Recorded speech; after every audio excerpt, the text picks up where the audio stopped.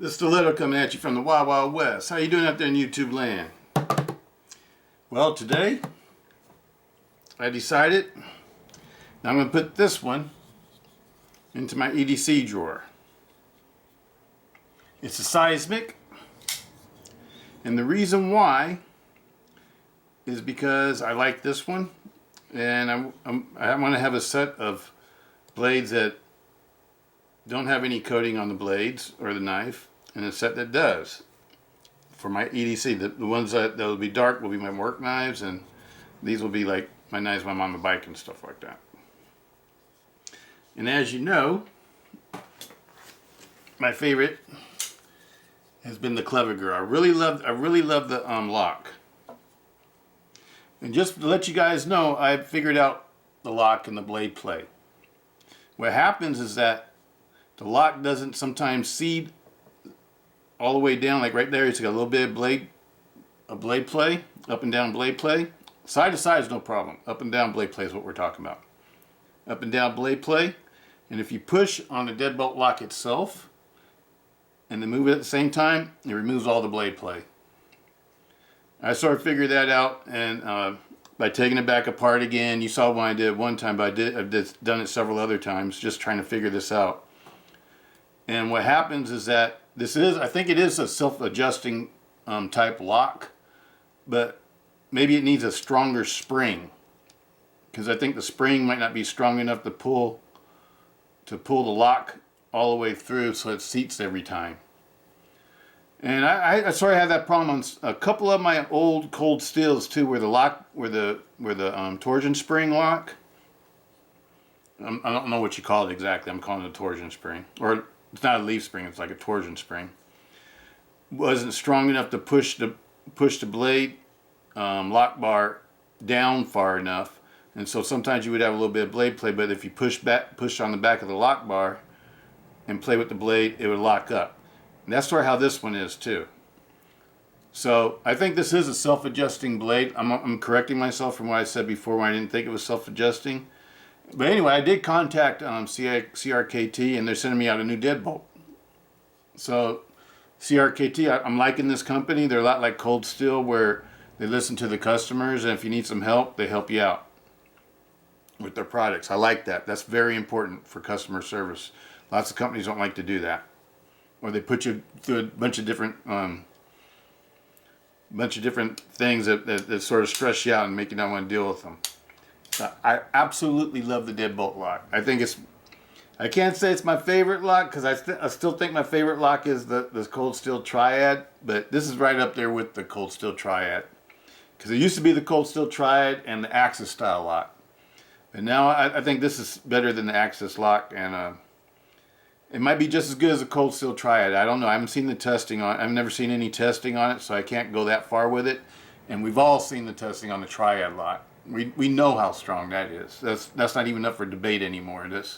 It is what it is. But this one, I'd like to see testing on this one.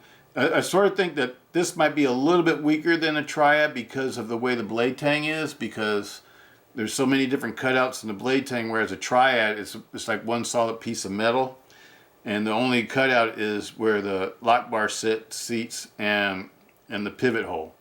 This one has a lot of stuff going on in the blade tang, so I don't know if that makes the blade tang weaker or if it's just as strong. I have no idea. I'm not an engineer, and I don't know. I would just have to see it get tested and make my own conclusions from that. But until I see it get tested, I would have to say that this is my second favorite lock now to the Triad lock. I really like the deadbolt. And one reason why I like the deadbolt, maybe over the Triad, as far as like when we talk about use, is because it's easier to manipulate. This is the easiest knife to manipulate out of all my knives.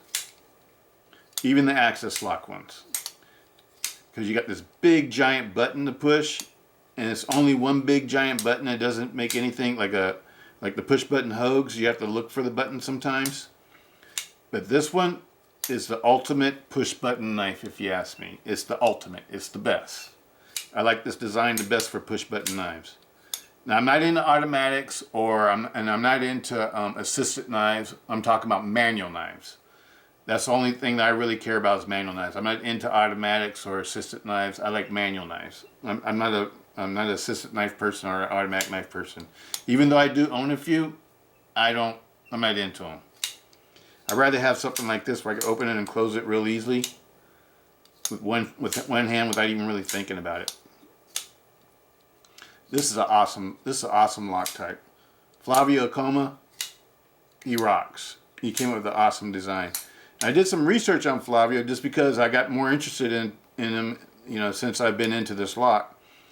And when he was growing up, he lived with his father and his family, and his father was a sword maker that made katanas, and that's how Flavio grew up. He grew up making Japanese katana swords. So it's real interesting about him. And then he went to go work with Ken Onion, and that's when he got into making folders and designing his own folders. He came up with the lock for the liner lock. Him and another person, I forget what the other person's name was, but they invented that lock for CRKT, and this is his newest thing. I absolutely love the Deadbolt. I highly recommend the Deadbolt. The Deadbolt makes this knife worth $100 all day long. Just the Deadbolt by itself. I don't care what kind of blade steel they use. The Deadbolt by itself makes it worth it. Because if you like a strong lock and you want a lock that's fidgety, you know I like to fidget. It's fidgety and opens and closes easily. This is the one to get. With I don't care if you're using the thumb studs or the flipper. It's super easy to manipulate, and it locks up solid. This knife to me is probably just as strong as a Triad, but I don't know for sure, so I can't really say that it is. I have to see some testing with it. But anyway, I think it is a self-adjusting lock. It just doesn't seat all the way. Sometimes I think it's because the spring that's underneath this piece right here, the push button, needs to be a stronger tension spring. And I don't know if CRK is listening to this, but if they are, you might want to test that out with a stronger tension spring. Sure, it may make the button a little bit harder to push down, but that's okay if it helps the blade lock up better.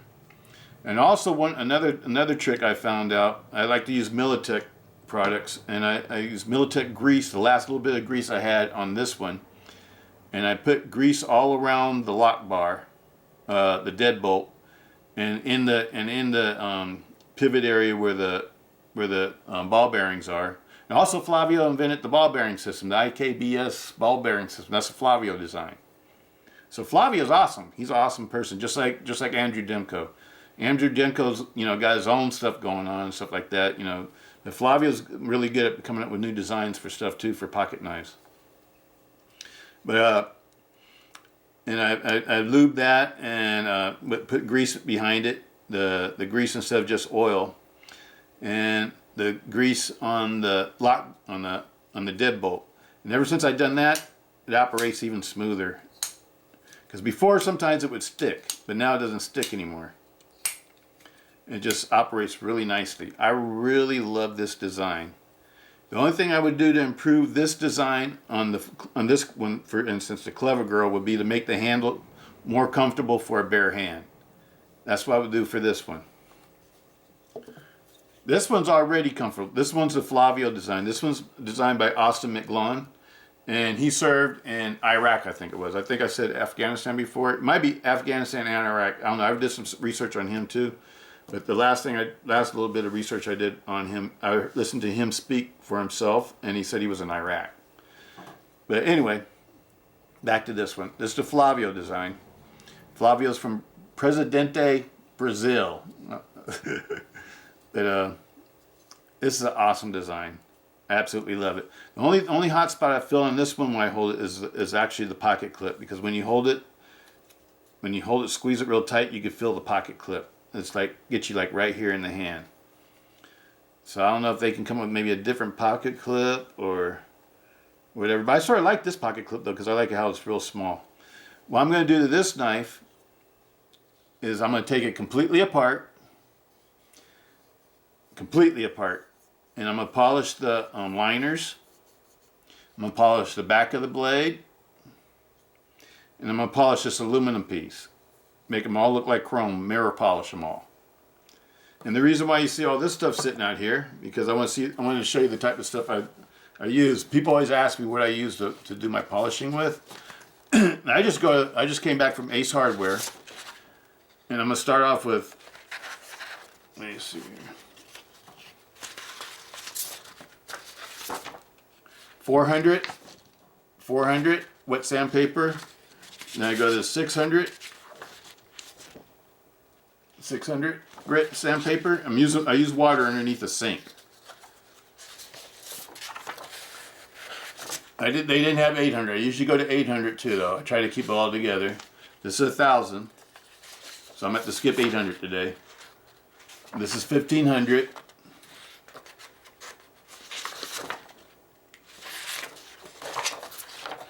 This is 2,000. And I'll finish off at 2,500 grit sandpaper. And I'll take the sandpaper and I'll like cut it in half, because I don't need to have this big giant slice like that. I just need like half a slice. And then I have like a piece of marble that I put on my bathroom sink, and it's like a flat piece of marble. And you want something that's perfectly flat. And then I wet it and I set it on that, and then I'll sand the parts I want to sand, because I don't like to put, unless you want to put a curve or angle in something, you really want to use something that's super flat that will keep whatever you're sanding super flat. And I'll be sanding the flats of this and right here, because I do not like the way this aluminum looks. It makes it look kind of cheap looking. I want it to be polished. My choice is either to polish it or turn it black. But since it's going to go with my other knives I've already polished, I'm going to make this one polished too. I decided to put my, I know I was going to take it out, but I decided to put my towel war and my holdout and my American Lawman back in my drawer. I can't live without them.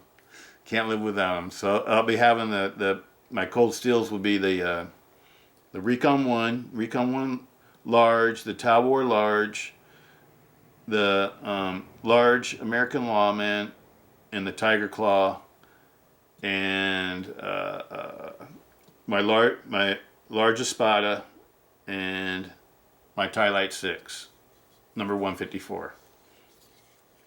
Those will be the cold steels that'll be in my drawer. And the rest of them are going to be this one, the Seismic, the Clever Girl, the Manix 2XL, the Benchmade 391 BK, what else? The Vision XR, and my Ritter Hug. That's what my drawer is going to consist of. Those are my favorite knives of all the knives I have, and the ones I feel like I can't live without, and so they'll be in my drawer. I know I said I was going to take the towel war out and the holdout out because you guys can't buy them no more. They're not for sale anymore. But I just really love those knives, and like the holdout I use for a lot of stuff around the house, like like cutting meat, and I don't know if I want to have cheese and crackers. I use it for cheese and crackers. I use it for a lot of little different things like that, and opening mail and stuff like that. It's a real good knife, and it's one that I use all the time. And it's also I like the way it rides in my leather vest from a motorcycle, and I like to wear the towel war in my right side pocket when I ride a motorcycle, because I like the way it's easy to open up. I like the way it feels in my hand, and I like the way it's really lightweight and doesn't weigh me down, and it sticks in my pocket really good. But anyway, and I've been carrying it for years, like I don't know, about 6 or 7 years, something like that. I don't know, ever since they came out. I can't remember when they came out. It might have been 2012 or something like that. It might be 8 years or 9 years now. But I've been carrying those same knives all the time I ride my motorcycle, and so I can't live without them. I thought this one was going to be able to take its place, but I think I like my towel war a little bit better just because of the way it feels in my hand. I really love this one, and it's going to stay in my drawer. And I've been carrying it every day pretty much for the last 2 weeks, or since I got it. Can't remember when I made the video on it. That's when I first got it. And I've been carrying it ever since then, and it carries really nicely. I forget that's in my pocket, and it's a great fidgeter. And I actually like to carry it to work. But it's an awesome knife. This is an awesome knife. And I'll be carrying this one on the motorcycle too. But I really love I can't say enough good stuff about this knife. I like the way it cuts. You know, when you have to use it and cut things with it. I like the way it cuts. I like the way the blade opens and closes. And I just really love it. I haven't carried this one yet. This is going to be the new one to my drawer. And so it hasn't been used at all. This one's still a brand new one. And I got another one. I decided to purchase one more. And it's on its way because I like to have collectors I don't use. The knives that I use, I don't consider them collectors. I consider them users. And so I decided I want to use this one too. And I make it polished like the other ones in my drawers. But anyway, that's the update on that. I'm going to release this video today so you guys can see. I already got one that's out there right now about my newest Hogue that went out this morning. But this one, I just wanted to put this one out there because I wanted to let people know about this lock and what I think of this lock and what I think of these knives. And I absolutely love these. Absolutely love these. And this one, I don't care if it's 4116 or whatever. 4116 won't rust. And so this will be my knife. This will be my one that I don't have to worry about rusting. And this one will be going on the bike with me too. I absolutely love it. Absolutely love it. I can tell it's a lot stiffer than the broken M one. This one is like, because I don't know, I've opened and closed this maybe a few thousand times now. And it's held up.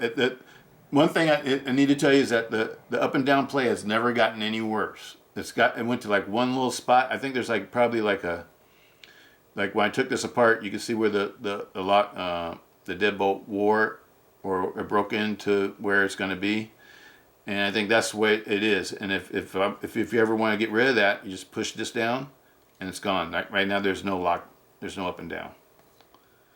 So that's my advice on these. CRKT put a stronger spring in it, a stronger coil spring, and I think that'll solve that problem. And one way to get around it is to lube this up with grease. Not just oil, because oil wears off too fast, but put grease on it. And I use Militech. I use Militech 1. And Militech 1 grease and oil for my guns and knives. And I suggest that you try it out. If you're into these, if you like these, and see what it does for you. Because like what it used to do, sometimes it would stick. Like you push the button in and it would stick. It doesn't do that no more. It operates perfectly. It just needed grease, and it needed a little bit better understanding of this lock by me. This is an awesome blade.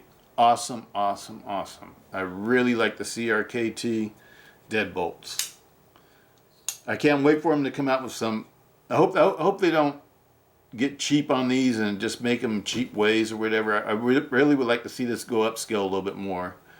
And like I said, have better handles. You know, more comfortable handles. Don't try to be different than everybody else, the CRKT. Just make comfortable handles. Who cares what they look like if they're comfortable? They need to be comfortable. Comfortable for a bare hand also. I know these are supposed to be military. This one especially is supposed to be a military version of the Fixed Blade Clever Girl by Austin McGlone. I understand that. I totally get all of that. But the handle needs to be more comfortable for an EDC knife. The handle's not comfortable enough. I deal with it, you know, and I'll carry it regardless because I'm me. You know, I can put up with a lot more, but I bet you if you want to sell more of these, you need to make it more comfortable for everybody else. I'll buy this knife just because I like the lock so much, and I like the way the lock works, and I like the way the whole knife looks. I like the way both of these knives look. I think they both look really nice. This one just needs to be made more comfortable. That would be my advice to CRKT, and also, you know, make it a little bit lighter. You can skeletonize the stainless steel inside of it, like you did on the Flavio Ikoma's knife, his design. It's all skeletonized, and it dropped it down to what, 6.3. This one's almost 7 ounces, and I think if they did that, it would make it lighter. You know, even though this one doesn't bother me to carry at 6.9 ounces, I think it'd be nicer even if it was a little bit lighter, because the balance on the knife would be a little bit better. The balance is still okay, but it could be better.